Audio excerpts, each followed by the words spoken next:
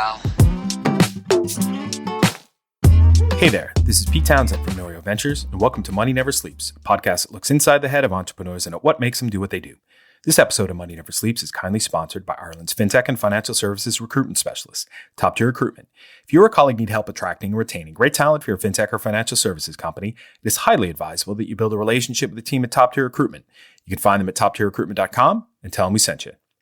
This week, we talked to Conor McGinn from Akara Robotics, an Ireland-based startup building robots that care.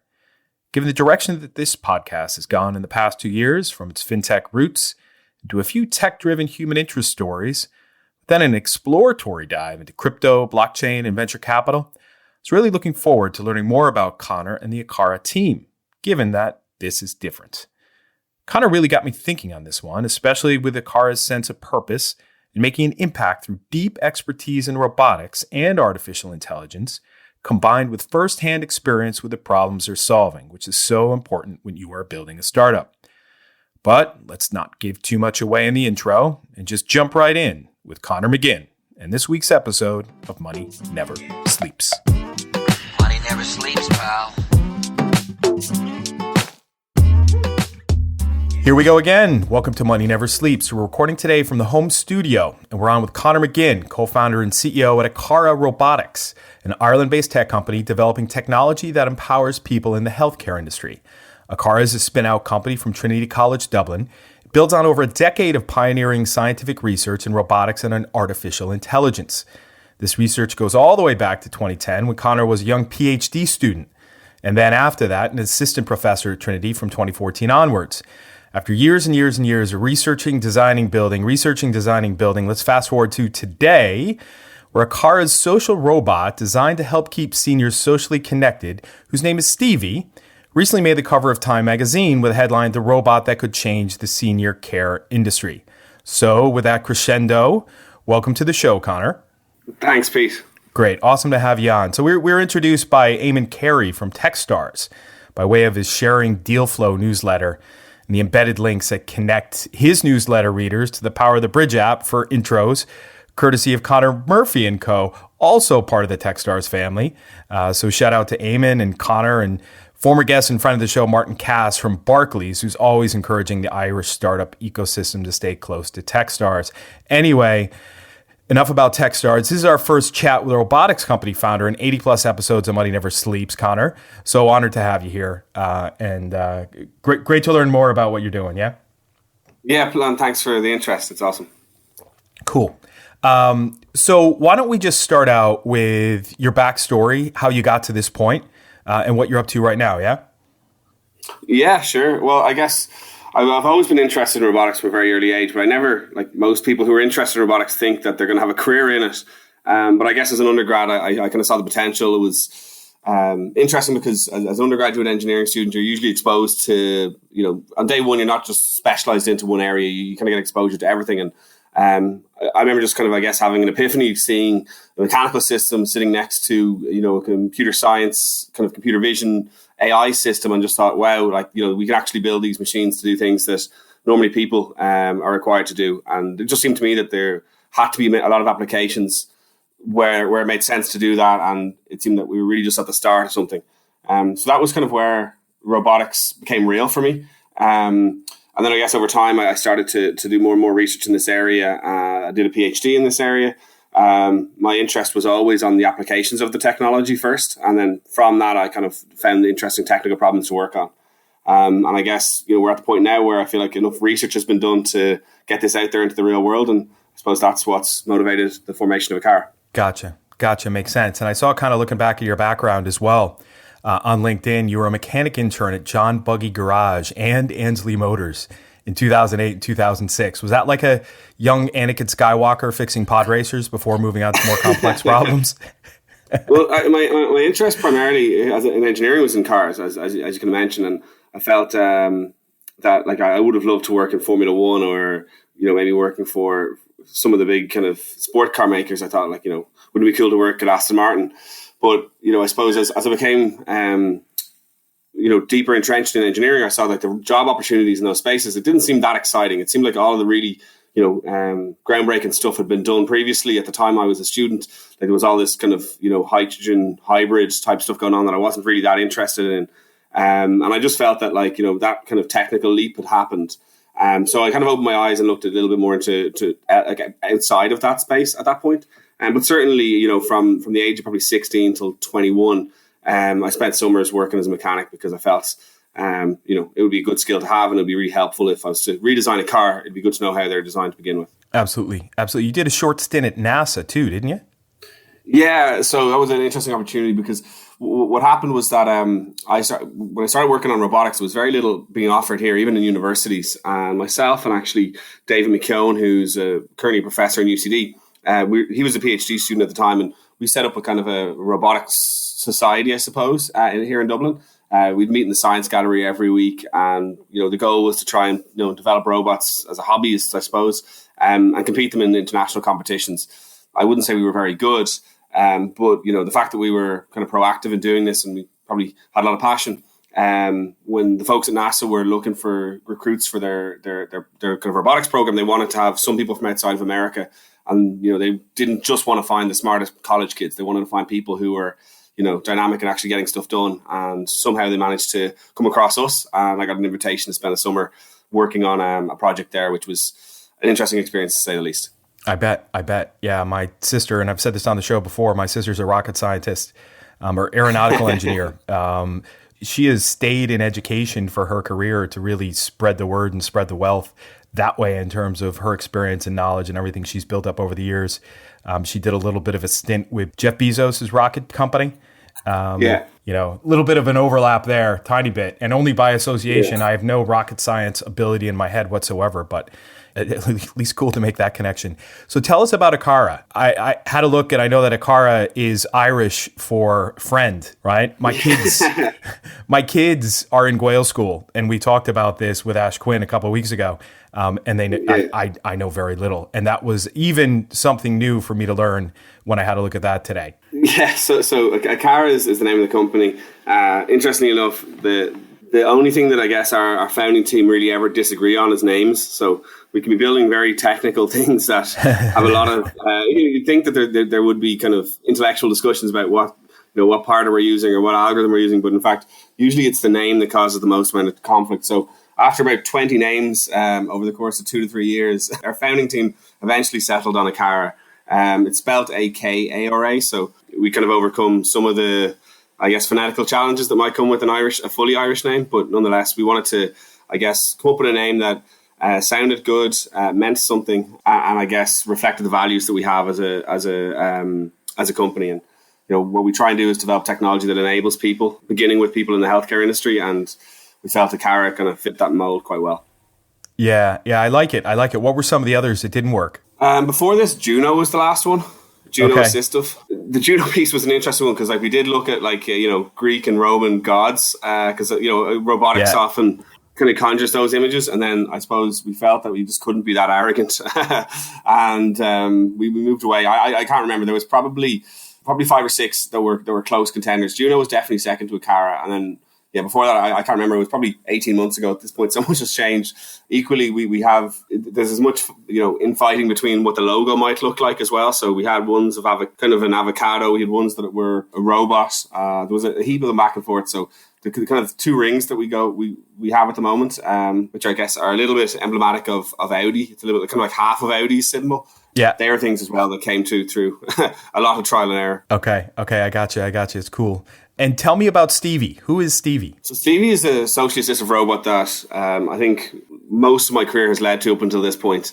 When I say socially assistive robot, what I mean is that it's a robot that looks quite human-like. It's got a face. Its size is maybe 4.5 feet tall. And the way you interact with it is through natural interaction, the same way you interact with each other. Like a lot of people who, when they're building robots, they kind of start with the problem and say, okay, well, what explicitly does this robot need to be able to do? And whether that's picking something up off the ground or fetching something from a different room, that's where the design is centered around. We sort of taken the opposite approach and saying that in order for this robot to be used and not for people to be put off, we need to be able to interact with it seamlessly. And to do that, we need to not have to adapt our behavior too much. And doing so requires you to actually design around the social requirements. So Stevie is a robot that does that. It's very much designed to be a kind of a general purpose robot in that regard. And what we've hoped is that by centering, around the intellectual property, around the interaction, we can always layer functionality on top of that. And with Stevie, what we did was we focused on retirement communities as a user base. There's a huge supply shortage of workers in that space. And we felt that a robot like Stevie could be really helpful in enabling staff to do more with less. And we spent a period of between 2 and 3 years developing this robot Stevie, and then not just developing, but also embedding it inside real retirement communities. So we've tested at this point quite extensively in the US and also in Europe, mostly in the UK, but some in Ireland as well. Okay. Is there just one Stevie, or are there multiple Stevies that are making the rounds right now? So there's actually 2 Stevies. So the first one we built in 2017, and that was very much a proof of concept. Like, when you have a small team with the small budgets we had, and you tell people we're going to build, one of the most advanced robots out there, you're going to have people looking at you with some skepticism. So the first Stevie was I think we built it with 5,000 euros budget or something like that. We built it in 3 months. So that was really just to provide confidence that we can actually get this done. The next one then took us quite a bit longer to build. It's a substantially more updated version. It has far greater interaction capability, but also artificial intelligence capability. And that took us probably 14 to 16 months to make. And then we've probably spent as much time now testing it in the field. So we generally learn so much between iterations of robots that it doesn't make sense for us to build more than one. It would only make sense for us to build more than one if we were to ship them out somewhere and then leave them out there. But the problem with doing that is just that you don't learn from how it does in the environments if it's just sitting there and someone else is looking at it. I gotcha. That makes sense. What do you think, in terms of, 5, 6, 7, 8 years really of deep on the educational side and research side in terms of robotics? And then what was that real crossover point to the why of the first deployment really of Stevie, or of your robotics skill set and your team's approach, right? To have this entry point into the senior care industry, right? What was that robotics but into the senior care industry point for you? I would say there was the point happened long before I became an academic. I suppose when I was, and even before I was a PhD student, I would have loved to, when I graduated, go into a robotics company, but they just didn't exist. So I saw that vision of these robots, could and eventually will be deployed in these ways, but they're not being deployed like this now. So I was kind of forced into a PhD in a way, and I felt that by getting that knowledge, I could reduce that kind of gap between the scientific lab side of things and also the real world. So I felt that really me doing a PhD, me becoming an academic was always leading towards this point. And I felt that the traditional model in universities is often, you've got scientists doing the research and then they'll license it perhaps to a company that will deploy it. But I felt that this was an example of somewhere where maybe that didn't make as much sense. Maybe it makes sense for the person who invented it to actually be the person who deploys it. And to take it that extra bit further. And look, I think time will tell if that's the right approach to take, but that's always been the way I've seen it. It's that, it starts, you prove the concept out in the university. That's what scientific grants are for. If we want to prove the scientific validity of something, we write papers. That's always been the way it works. But what's the next step? The next step shouldn't automatically be to hand things over. And I feel now we've done a lot of that work. And we importantly have gained a lot of experience of how to implement a robot in a nursing home or in a hospital or wherever it might be. And really the next step is now, I think, to figure out how do we do that at scale. And look, there's lots of very interesting scientific things that we will scientific research questions that we'll address in doing so. But, equally, that's a commercial pursuit. The university's remit's not to build 100,000 robots. So, we feel like the next step, very organically is to set up a company.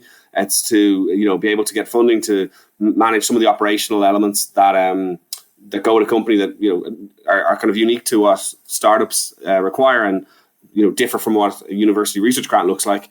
And importantly, I guess for me, is impact. We found an industry in the retirement community space and the eldercare space that's just crying out for innovation. There's more people working as direct healthcare workers than there is in retail. There's just a massive demand for these jobs. And with COVID, we've seen the importance of these roles, but we undervalue them.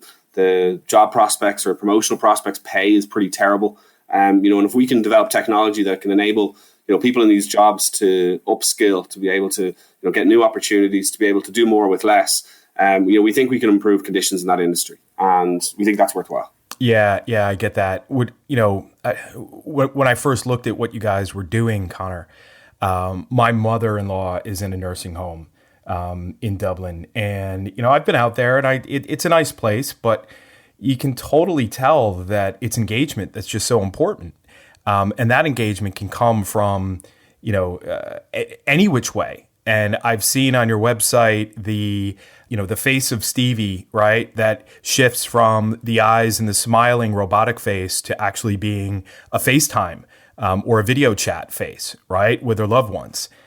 Was there a moment for you where it was like, okay, beyond the commercial side of seeing what is the biggest gap out there in the market for something like Stevie, was there a personal moment of, hey, the senior care industry is where it's going to make sense for me personally as well as commercially?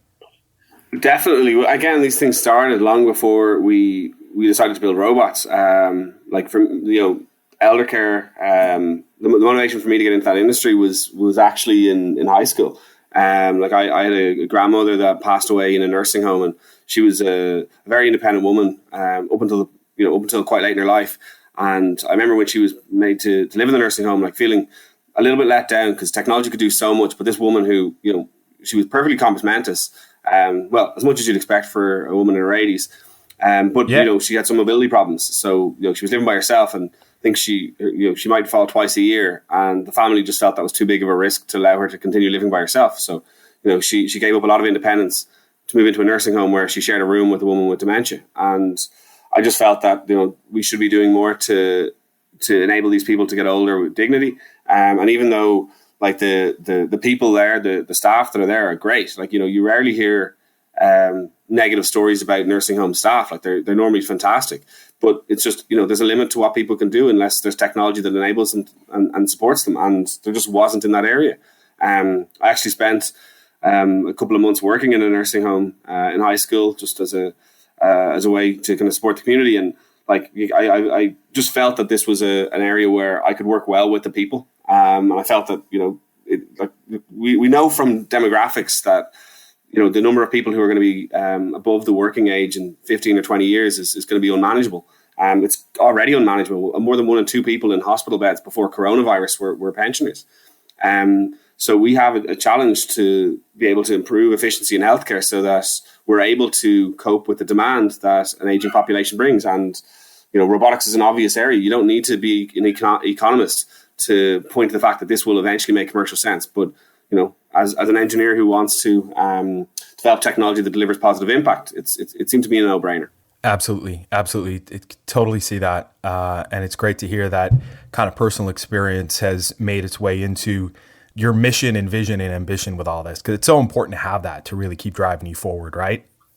Yeah, absolutely. It has to. And because I know this is a risky pursuit, and I know that, it's difficult to do a startup at the best of times, and picking something that is, I guess, as out there as robotics hardware is hard, as they say. If it's a situation where when it's all said and done, we fail, like if I look back and say, well, at least we tried to do something worthwhile, I don't think I'll have regrets. Like the amount of sacrifices and the amount of sacrifices and things you give up in order to put this where it needs to be successful are high, as you know. And if you don't see value beyond making money, then what are we doing this for? And exactly. I know certainly myself, I've got classmates that and people I grew up with who are making a very comfortable living at the moment, working 9-to-5 jobs. Like this is way more than just about a commercial success for me. This is about doing something worthwhile with my life and setting up a company that hopefully can make a positive impact in the world. That's awesome. I love that. Tell me, you talked a minute ago about funding and getting this funded at this stage. How is that going for you? It's going well. I guess like any startup, it's always challenging when you're raising around, because I guess it's probably the most vulnerable stage you're at because you haven't done anything yet. And even though we've come from a university that has, we've managed to show that we're capable of building this technology, and we have a team that's been together for quite a while. We're pitching to a different audience. I guess as myself, as someone whose background has been mostly academic up to this point, I probably have a point to prove commercially. And obviously speaking to VCs and investors, like the way you pitch to them is quite nuanced. As I'm learning. So I think people have generally been impressed by what we're doing. Since COVID has happened, we've kind of reprioritized a lot of the work we're doing. So that's involved making significant changes to our deck and our business plan, which I think is being able to show that we're adapting to that market and we see it as a big opportunity to start developing robots in response to COVID, as well as the Stevie platform, which we can talk about a bit later if you like. But it's been interesting, and I think that there has been a lot of engagement. It's one of these things that just takes time, and we've only seriously started trying to raise the round in January. And then with COVID and everything else, realistically, it'll probably be another couple of months before we do it. But certainly all of the signs are pointing to the fact that we'll get there. Yeah, absolutely. And I did see Violet on your website as well, fighting COVID-19. Right, with lighting, I don't even want to get into that advice that Donald Trump gave the world, but there's a bit of a difference between opening up somebody's body and shining ultraviolet light on the inside to kill coronavirus, which is just ridiculous to even think that someone would mention that, versus actually, okay, we have a lighting system here that has been demonstrated scientifically to kill germs in physical environments rather than biological environments, right? So that must have come about pretty quickly, or had that been in the works prior to the world catching fire in the last few months? Yeah, it was 100% in the works.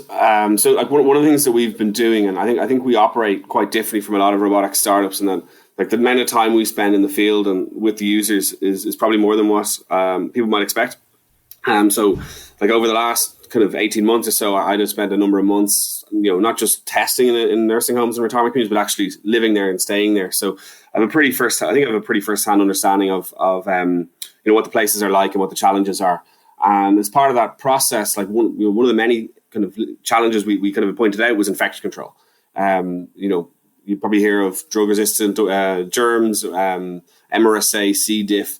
These things cause chaos in hospitals.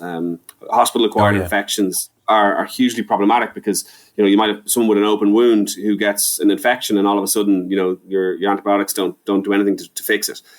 This is a huge problem with older people, and we saw this being a massive issue in retirement communities because it's impossible to implement the same kind of infection control programs. You can't disinfect a room that's full of fabrics, carpets, curtains, and things. So we started looking at alternative methods of disinfection that potentially we could have put on the Stevie robot as an add-on. That was kind of where the idea began. And like, again, Stevie is being a vehicle to potentially be able to do a lot of things. That was something that we kind of put into the technical roadmap. We spent about a year working on trying to understand the germicidal effectiveness of UV lighting. When I say germicidal effectiveness, what I mean is, if you have one of these lights turned on, how close does it need to be to the surface where germs are on in order to kill them? How long does it need to be turned on? What are the specifications of the light are important? Like, these are the kind of critical, well, the science is very clear, it works. These are the critical questions that need to be answered if you want to put it on a robot. So when the COVID outbreak kind of really started to become clear that this was here to stay, we've done over a year of work in this area. So good timing, I guess, as a team.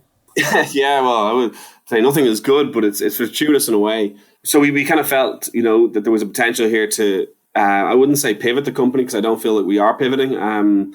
Instead, we just kind of, I guess, reprioritize things. We just said, the Stevie robot can wait for now. I think the demand in the short term is going to be for things that can help with, reducing the transmission of COVID. And, let's see if we can put together a robot that we could deploy quickly, and let's leverage our know-how as well as our knowledge in kind of UV lighting. Let's try and do something quickly. And that led to a prototype that we've since tested now in a few hospitals. We've worked with the microbiology lab in Trinity that have been fantastic, and they've really been able to, they don't really have a horse in the game here. So they've been able to tell us what works and what hasn't, very, in an independent way. And we've been able to show that this thing is effective. And I guess going forward, a big part of what our product is going to be in the future is going to be a disinfectant piece of technology. Yeah, that's really interesting. And, we talk about on this show the importance of a founder having firsthand experience with the problems they're solving. You said a few minutes ago that you actually lived inside a nursing home for a little while to figure some of this stuff out. Is that right? Yeah, well, it kind of happened. quite unintentionally, but since then it's almost become a practice within our group, is that this is sort of how we do things. So like ultimately when we built the robot, I guess the partners we were looking for were end users. And like we know from the literature that it's really difficult to deploy a robot and get it accepted over time. Typically what happens is that when you bring a robot into an environment, especially a social one, you'll see a lot of interest early on. It's called the novelty effect. It's a little bit like, when a kid is interested in their toys at Christmas, but like 4 days later, they've forgotten about them. Yeah. If there's not value there that keep people using it over time, then you haven't got anything. And that's been a problem for a long time in robotics. And what we've been trying to do, I guess, is we want to make sure that we're able to stay involved with that, deployment as long as possible. Because if and when people stop using it, we want to know why. And that was our motivation initially. And what's happened is that by staying that clued in, we're able to react. So as soon as we start to see people not use the technology, or we find, if you get to know people personally, they'll tell you very honestly why they don't like something. We can make that change quickly, and that stops the drop off. That keeps them engaged.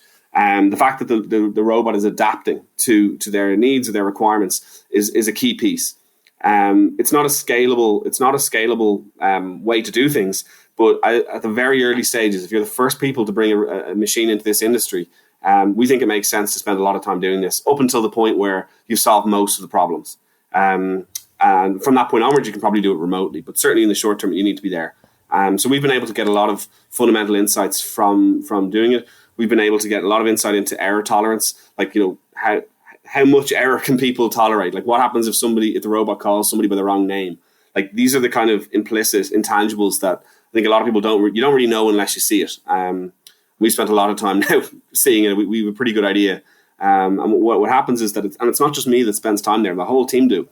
That's great. It means that our software engineers, when we're writing the code and we're testing the code, like in our mind's eye, we're able to kind of go back to those times and say, well, if the robot was deployed and it did what I've just seen, would that be okay? If you're just a PhD student or a postdoc or a fresh hire, like, you just don't have that experience. You don't have that insight, and your opinion is going to be, in most cases, I'd say, wrong. You'd be very surprised with what works and what doesn't. Yeah. Was that a natural kind of step for you, or did someone say, "Hey, listen, you really got to get out there and live it"? I would say it's a combination.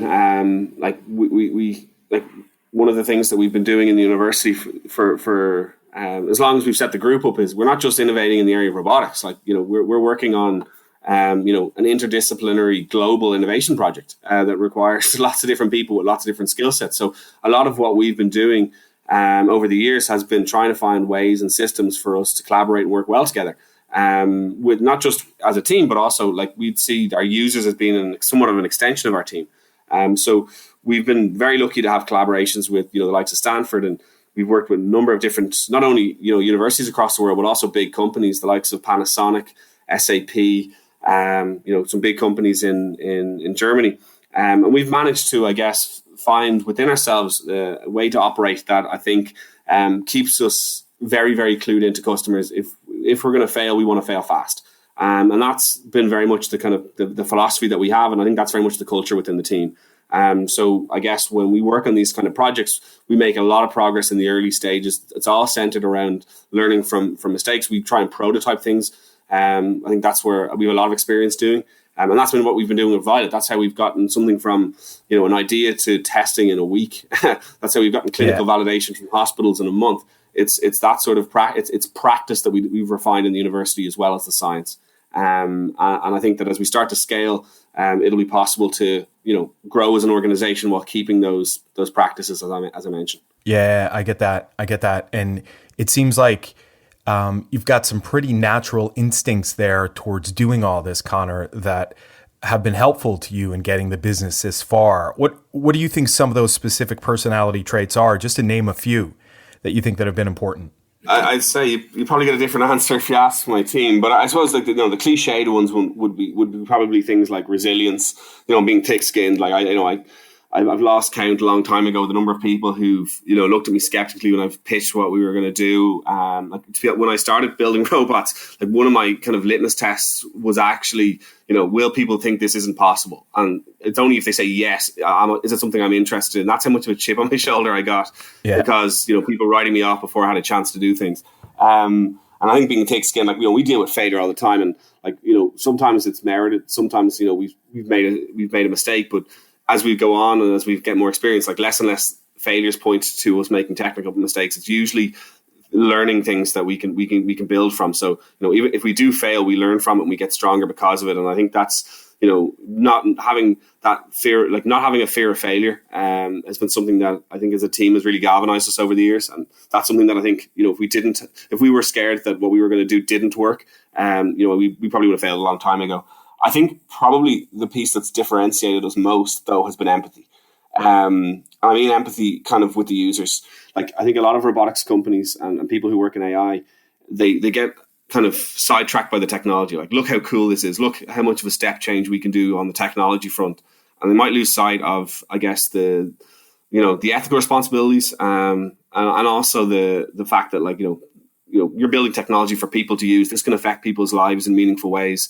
Whether that's positive, enabling people to do more with less, or negative. At the end of the day, robots and AI can threaten jobs. And these things that potentially could be negative, like they're in the back of people's heads who are going to be using the technology. And like what we've tried to do is put ourselves in their shoes as best as we can and really involve them in the process.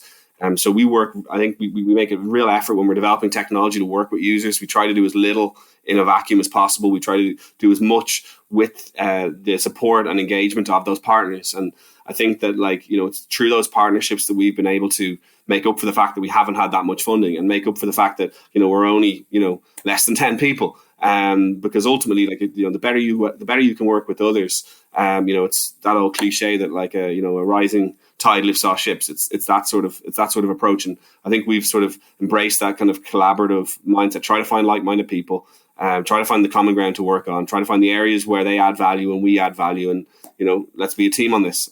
These are changes that need to get made. If not us, who? And let's do our best here. And I think that sort of that sort of sense of working together and camaraderie. It's been enriching, but it's also been rewarding in terms of outcomes. We've managed to do a hell of a lot more than I think we would have otherwise, precisely because we've treated this as being something that's bigger than us. Yeah, I hear you. No, it's all really encouraging.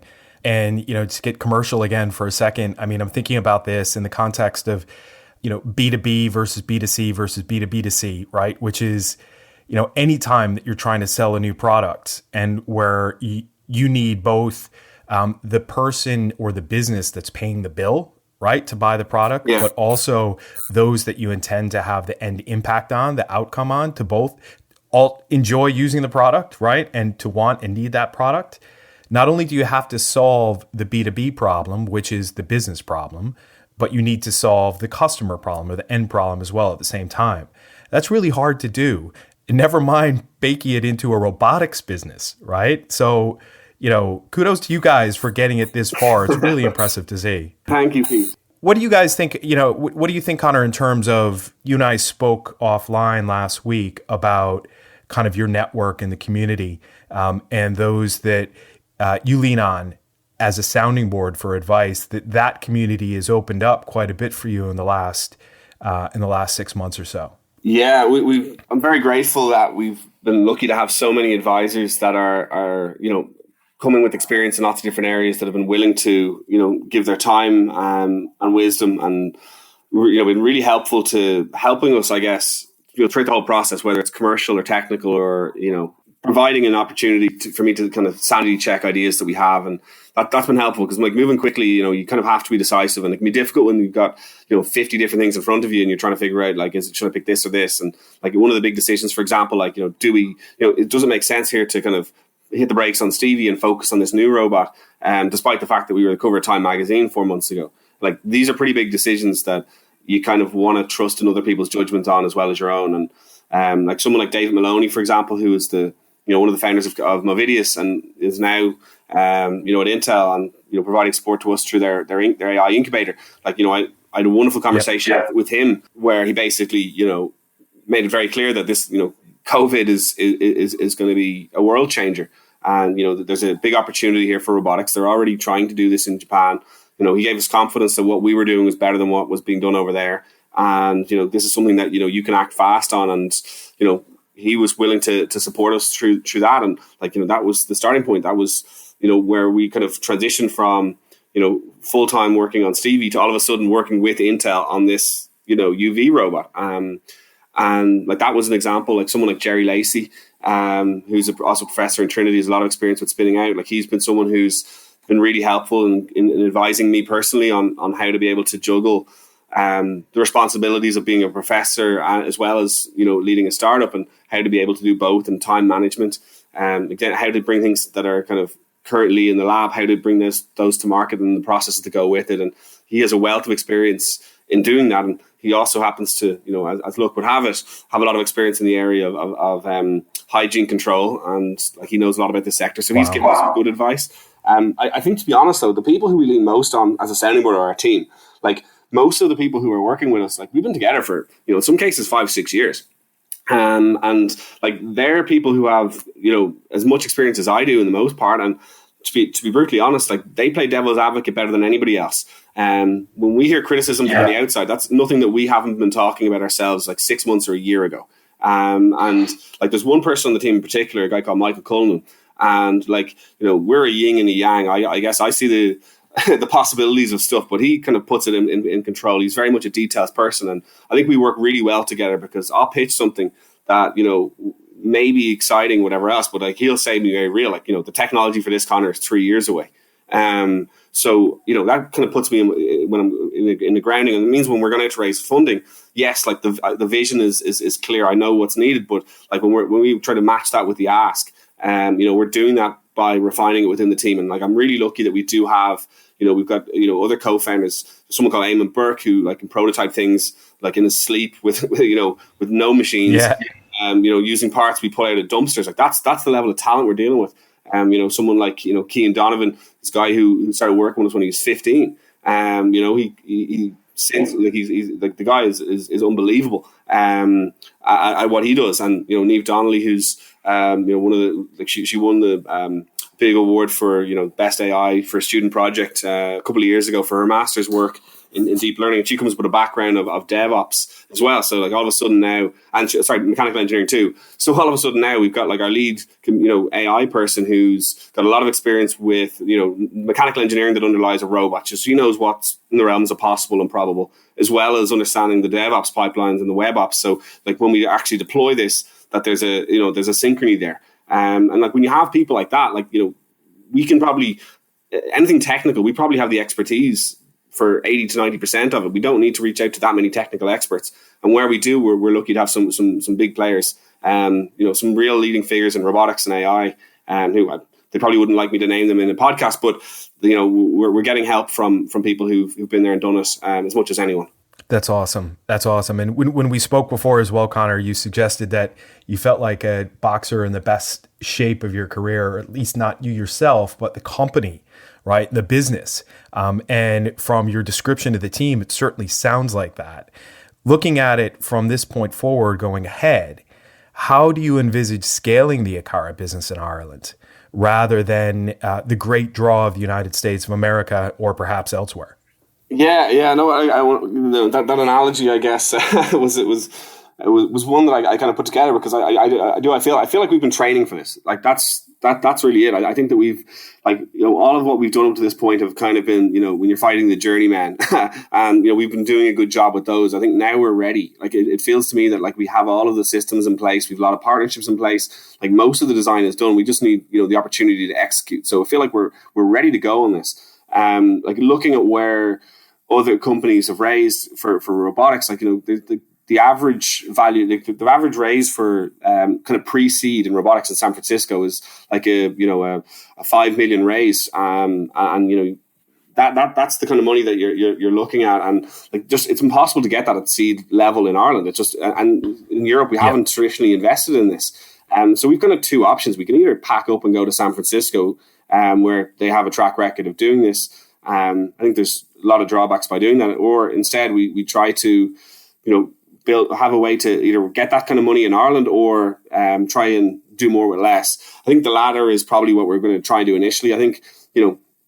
if we had something like 2 to 3 million, we'd be able to get a 24-month runway and move pretty quickly on this. But it takes time to convince people that we're worth that kind of money, and we have to prepare ourselves for that. So our hope is to try and get something revenue generating pretty quickly. There's not too many robotics companies that are out of the pre-revenue stage, so I think that'll show people that we're not just a company that does cool stuff in the lab. We're actually a company that can build something people want.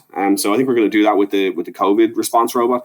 We're hopefully going to use some seed money from angels as well as grant money to be able to get over the line. And our hope is that we can we can raise a seed round by the end of the summer. That's I think a realistic goal. The opportunity I think for Ireland is massive. Like we're a country that's relatively small in landmass. We have a lot of experts. We've got a lot of big companies that are based here. We have a lot of expertise in AI. So like all of the ingredients are there for us to basically, AI is use Ireland as like a proof of concept site for the technology to be able to like have something where we're developing and deploying in a geographic region close to us. And what we can do hopefully is, have two effects. One is we can create a positive impact here, which is what we've been wanting to do from day one. And especially now in the time of COVID, where our technology is helpful there, like we think that it's doing something that's good. But equally, it's providing confidence to bigger markets, like places like the US, mainland Europe, Asia. We're getting interest now from Central America. Like what we'd like to be able to do is say, okay, well, here's the template where we got it to work in Ireland, and let's replicate that somewhere else. I think that's how you scale this.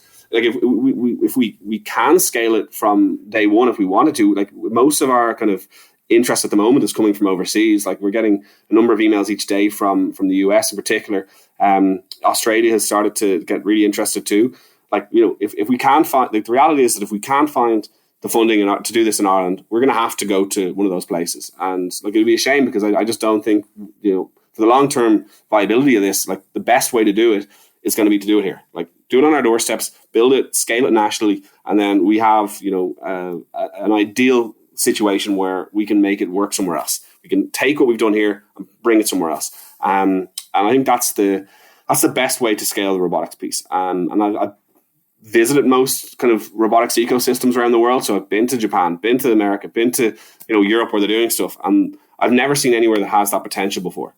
I really haven't. And if we could do it here, I think it'd be pretty special. But it will require government organizations to be pretty proactive about this, because it's not something we can just will into place. It has to be something that is driven, and the likes of SFI, the likes of the university systems, the likes of the startups, the likes of Enterprise Ireland, they need to get behind this kind of vision. And it seems that the evidence is that they're starting to, but the possibilities I think for this are huge. Yeah, absolutely. And we've seen plenty of other things happen in Ireland like this, where because, like you said, it's a small country, 5 million people, the demographics are quite interesting in that you've got this concentration of people in the Dublin area with one kind of style of living, perhaps to summarize it, but then a much different way of life in other parts of the country with all different types of situations and scenarios, right? So like you said, you've got plenty of a material here, right, for lack of a better word, to demonstrate that this can be a success. So,